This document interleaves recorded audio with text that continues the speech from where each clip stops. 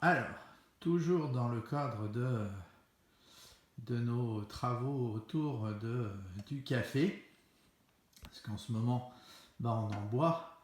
Voilà, donc là je vous ai montré, voilà, en partant de là, vous voyez, l'appareil photo est positionné sur le pied, le 100 mm, là-bas en arrière-plan vous pouvez voir le Dedolight je vous expliquerai le positionnement et la lumière, et là vous avez bien sûr quatre projecteurs que je vais vous décrire et qui vont vous permettre de comprendre la composition de cette image. Alors, le plus important, quel est mon sujet principal?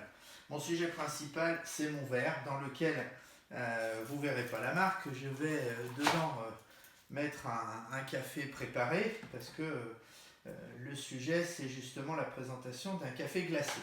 Donc, le moulin à café, les grains de café et bien sûr mes super faux glaçons qui font très très bien illusion, achetés sur Amazon.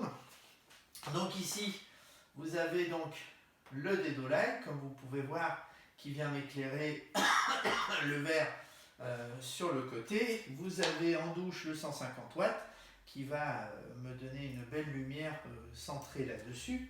Mais bien sûr, j'ai toujours mon éclairage de fond, donc le môle Richardson qui est toujours ici et qui me donne une ambiance de fond. J'ai rajouté un 150 watts ici pour venir me donner un peu de retour de lumière sur le côté de mon moulin à café et sur mes grains de café. Et pour éclairer le dessus, si vous voulez, j'ai mis ici un 650 watts qui me permet d'avoir une lumière d'ambiance et surtout de rééclairer la poignée du moulin à café.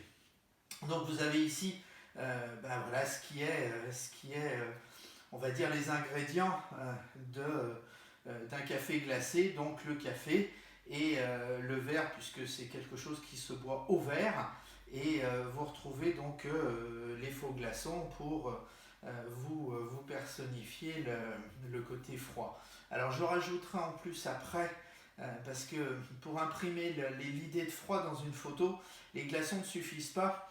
Je mettrai un petit peu d'eau brumisée sur le verre pour que ça coule et ça donne cette impression de froid, puisque quand vous avez un verre qui vous est servi bien glacé, vous allez voir que le verre crée une condensation entre l'air chaud, l'air extérieur et le froid de l'intérieur, et que vous avez cette condensation qui se voit sur le verre et qui vous donne cette impression de froid pardon, et qui est très importante.